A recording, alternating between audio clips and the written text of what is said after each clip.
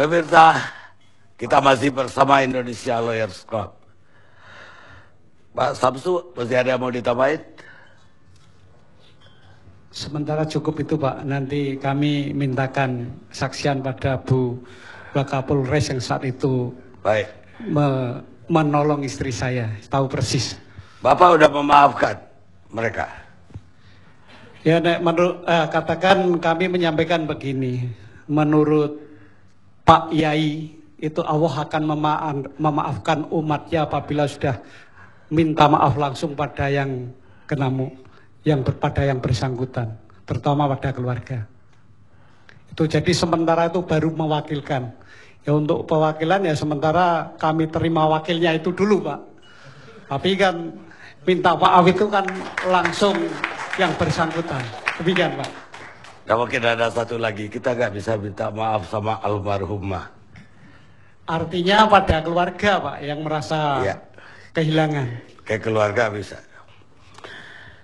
Ibu Wakapolres, gimana Ibu? Dia katanya saksi mata banget waktu almarhumah keseret itu.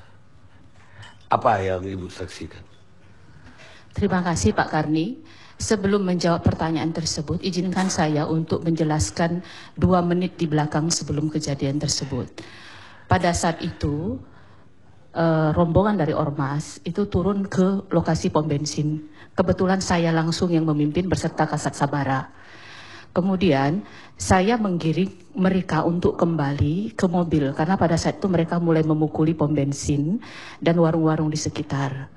Dan itu kegaduhan itu akibat pukulan itu disertai dengan teriakan memancing warga untuk melihat. Setelah itu 3 mobil berhasil saya giring untuk melaju seperti yang dilakukan oleh Kapolres. 1 mobil terakhir inilah yang kemudian yang saya lihat di depan mata saya sendiri itu menabrak daripada almarhum. Sebelumnya saya mengucapkan belasungkawa kepada keluarga dan sekitar 50 meter saya mengejar Pak. Saya mengejar karena saya lihat kaki. Di bawah mobil itu saya lihat kakinya Pak. Saya lihat sendiri.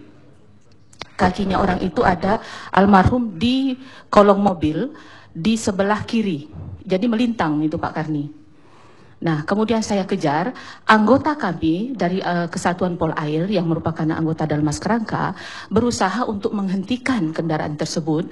Tapi saya bersaksi di sini Bapak, kendaraan tersebut bukan 20 km per jam. Itu lebih dari 20 km per jam. Dan anggota kami terserempet karena berusaha untuk menghentikan laju mobil tersebut. Sekitar 50 meter dari situ, tepat di depan kaki saya Pak, almarhum itu keluar dari kolong. Saya tidak tahu bagaimana prosesnya, tapi terlempar keluar dari kolong. Itu sebabnya saya menolong, karena itu terjadi di depan mata saya, Pak. Saya coba waktu itu untuk membuka helmnya almarhum. Beliau membawa sebuah tas putih.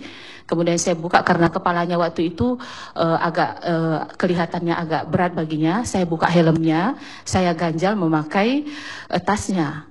Apa yang terpikirkan pada saat itu, Bapak, adalah nyawa tidak bisa ditukar dengan apapun. Pada saat itu memang sudah keadaannya sedemikian rupa, tetapi saya mengambil resiko Pak, meninggalkan pasukan yang saya pimpin untuk menyelamatkan nyawa. Saya sampaikan kepada Kasat Sabara, kamu ambil kendali lapangan, saya akan menolong orang ini. Saya tidak mau menukar apapun nyawa orang dengan apapun. Biarkanlah semua rusuh, yang penting jangan orang mati. Kemudian lewatlah itu, terima kasih. Kemudian lewatlah, kebetulan ada mobil pick up membawa tabung gas Pak. Tabung gas itulah mobil tabung gas itu yang saya berhentikan, diangkat, itu dipangku dan saya sempat sampai lihatkan, maaf Pak, kepada yang terhormat Bapak Sihabudin dan Bapak Kapolres, saya lihatkan darah itu masih ada di tangan saya. Saya perlihatkan, lihat ini darah kering di tangan saya. Karena itu darahnya almarhum itu saya pangku, itu masih hidup mengatakan kepada saya Pak, Bu polisi tolong saya dibantu. Iya Ibu, saya bantu Anda.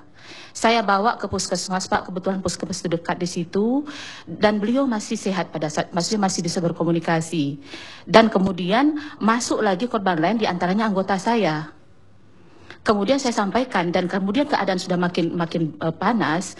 Kemudian saya mendengarkan Bapak Kapolres saya sudah selesaikan semua ini, saya serahkan ke para medis, saya kembali lagi ke lokasi. Demikian kejadiannya Pak. Dan Ibu tidak melihat almarhum ketika mengembuskan napas terakhir. Saya perintahkan kepada kepala puskesmas waktu itu, cari ambulans sekarang juga. Karena saya bilang ini yang paling parah.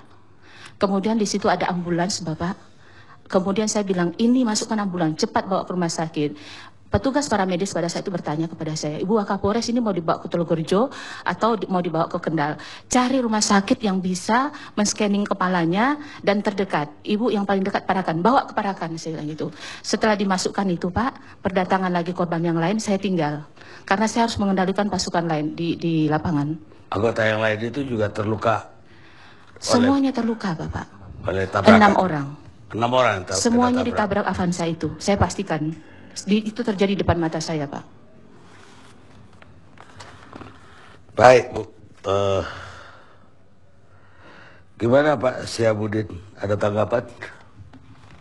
Tragis sekali kayak ternyata kejadiannya. Untuk kejadian itu saya tidak tahu itu, Pak. Memang tidak tahu karena saya di masjid terus. Jadi tanggapan saya itu setelah Ibu Kapolres lapor, ya sikap saya hanya nantinya kan harus wajib minta maaf kalau itu kejadian sudah terjadi dan itu tidak ada niatan sedikit pun FPI untuk nabrak orang itu. Saya yakin tidak ada niatan sedikit pun. Ya, tapi katanya waktu di pom bensin itu ya sudah terjadi pengerusakan terhadap warung, terhadap... Itu begini Pak jadi Pak Karni, jadi saya pada waktu itu bersama 3 orang polisi dan 3 orang, 1 saya dan 2 orang dari Ormas Islam untuk menyaksikan, membuktikan bahwa Alaska itu sudah ditutup, gitu deh. Waktu itu kejadian itu, kemudian saya pulang itu sudah terjadi itu. Jadi saya tidak tahu kronologi kejadian itu karena saya bersama polisi untuk mengecek Alaska mewakili anak-anak itu. Tapi apakah monitor FPI yang Bapak ketahui seperti yang terjadi menurut cerita Ibu itu? Nah, monitoringnya itu kan saya menerima hasil monitoring hari Rabu. Hari Kamisnya itu menyaksikan hasil penutupan Alaska. Enggak, tapi cara monitoring yang sampai warung orang dirusak. Oh, enggak ada, enggak tahu itu enggak. Setahu saya enggak ada perusakan. Enggak ada perusakan. Jadi Ibu Wakapolres tentu tidak mau. Kalau memang buktinya enggak ada. Coba tolong kalau ada FPI yang rusak tangkap saja. Boleh tangkap. Kalau memang FPI yang rusak, siapa fotonya ada tangkap, silakan. Silakan tangkap. Kalau memang ada FPI merusak, tangkap. Jadi saya tidak ada niat untuk merusak, di situ akan koordinasi, menutup, pulang, sudah selesai. Menyaksikan penutupan, pulang karena sudah selesai. Jadi saya yakin kalau ada siapapun FPI kok melanggar aturan hukum, tangkap. Silakan. Baik. Ya. Dan semua harus ditangkap yang melanggar hukum. Baik. Ya. Saya minta kalau ada yang ngomong yang lain diam. Saya kayak wakil DPRD.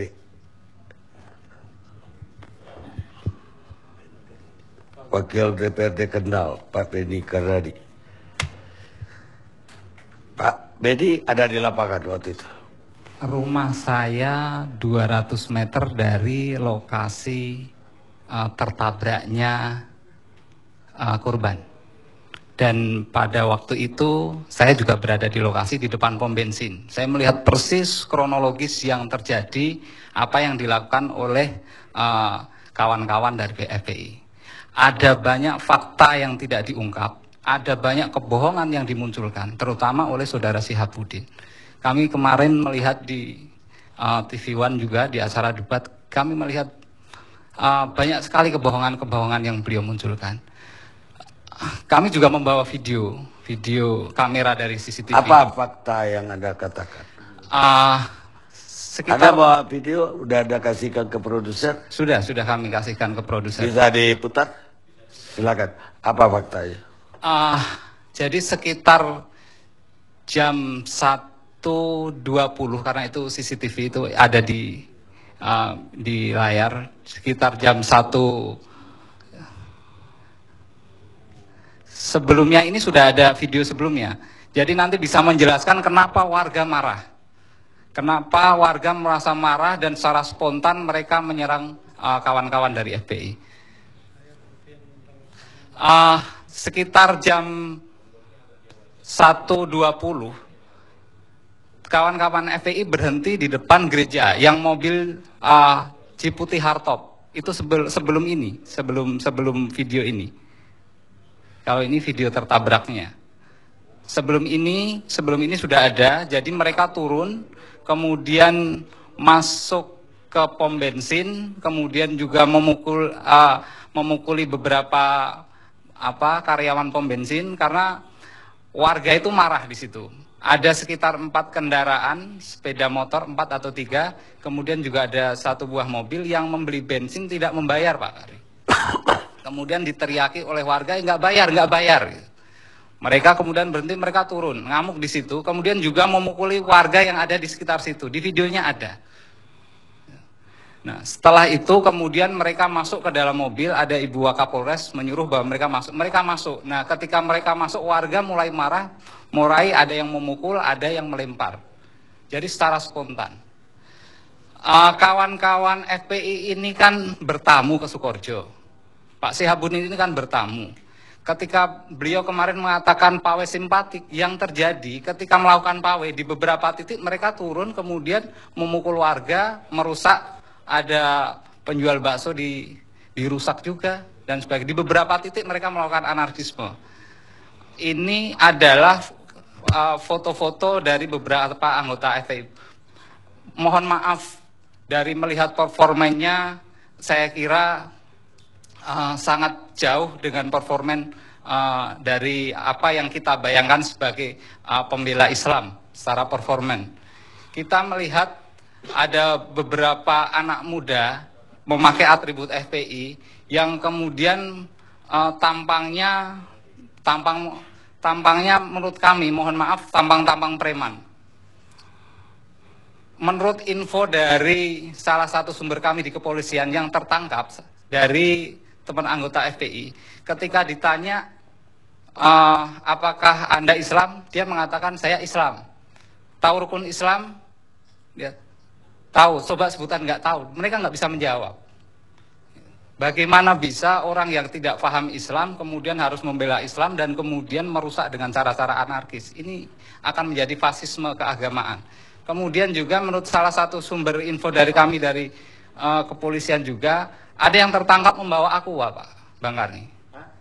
Membawa aqua, pada bulan puasa ini mereka membawa aqua. Ya kalau aku aja gak dibuka ya nggak apa-apa dong. Ya artinya ini bisa menjelaskan bahwa terlepas mereka itu musafir, mereka berpuasa atau tidak, ketika mereka membawa aqua, itu artinya kita asumsikan orang-orang ini juga mungkin juga bisa jadi tidak berpuasa. Tapi ketika mereka juga tidak berpuasa, kenapa kemudian mereka juga melokalisir orang-orang yang tidak berpuasa? Kemudian yang terjadi pada saat ini, kami mohon maaf kepada Bapak dari pihak kepolisian, setelah terjadinya teror oleh FPI, hari ini warga merasa cemas karena adanya penangkapan-penangkapan. Tadi disampaikan oleh Bapak Kadis Reskrim bahwa warga menyerahkan diri. Mereka ditangkap sekitar antara jam 1 sampai jam 3 malam, seperti teroris. Jadi mereka ditangkap. Kemudian ada juga informasi akan ada penangkapan-penangkapan yang lain. Warga Sukoharjo ini adalah korban dari kelalaian aparat pemerintah. Kami mohon sekali lagi untuk mereka dibebaskan. Mereka ini korban. Kalau melihat kronologi yang terjadi, anarkisme yang ditimbulkan pertama kali oleh kawan-kawan FPI, maka muncul spontanitas kemarahan warga. Itu yang terjadi seperti itu. Kemudian ada informasi bahwa mobil dibakar. Menurut informasi yang kami terima dari kawan-kawan yang ada di lapangan, ketika mobil itu menyeret motor di bawahnya, itu menimbulkan percikan-percikan api, Bang Karni. Ketika percikan-percikan api itu semakin besar, itu kemudian di dalam mobil banyak keluar asap, sehingga kemudian supir sudah nggak bisa melihat apa-apa, kemudian menghentikan mobilnya dan dia keluar. Setelah itu baru kebakar. Jadi tidak ada Tidak ada yang bisa membuktikan bahwa warga itu yang membakar mobil. Mobil ini terbakar dengan sendirinya karena percikan api yang ditimbulkan gesekan dari motor yang terseret. Terus apa yang Anda anggap tadi kebohongan? Kami anggap kebohongannya adalah bahwa Bapak Syihabuddin sejak kemarin mengatakan bahwa itu pawai simpatik. Yang terjadi adalah anarkisme yang dilakukan di dalam pawai. Tadi beliau selalu mengatakan bahwa beliau tidak tahu. Kalau tidak tahu kemarin-kemarin nggak usah ngomong. Warga itu merasa sedih. Warga Sukoharjo itu merasa sedih. Tidak tahu tapi ngomong. Kalau kemudian mau membela Islam, harusnya anak buahnya diislamkan dulu. Tampangnya aja sudah seperti itu. Perilakunya seperti itu. Dan kemudian kami warga Sukoharjo ini kemudian diidentikan dengan preman, ini yang sebetulnya kami tidak terima. Di lokasi kejadian itu ada kiai juga Bang Karni, yang mobilnya juga dipukul oleh anggota FPI sampai pecah. Kami punya datanya, kami ada fotonya. Karena mobil kiai itu kiai karismatik di Sukoharjo, menghalangi jalan lajunya mobilnya FPI, kemudian dipukul sampai kaca depannya pecah. Bahwa di dalamnya ada santri, siapa yang mereka nggak marah melihat kiai panutannya, propertinya dirusak seperti itu. Terus apa kesimpulan Anda sebagai DPRD? Apa yang harus dilakukan oleh DPRD? Polisi dalam hari ini harus bijak dan harus berani mengungkap apa yang sebenarnya terjadi. Lepaskan warga, karena warga itu tidak bersalah. Berikan jaminan kenyamanan dan ketenangan di warga masyarakat khususnya di Sukoharjo. Jangan ada lagi penangkapan-penangkapan yang kalau mau ditangkap itu tadi yang ada di video. Itu tadi yang ada di CCTV jelas membuktikan, dan Bapak Syihabuddin tadi mengatakan kalau memang bersalah tangkap itu, semuanya tangkap itu. Yang memimpin pakai harta putih itu tangkap itu. Baik, kita rehat saja.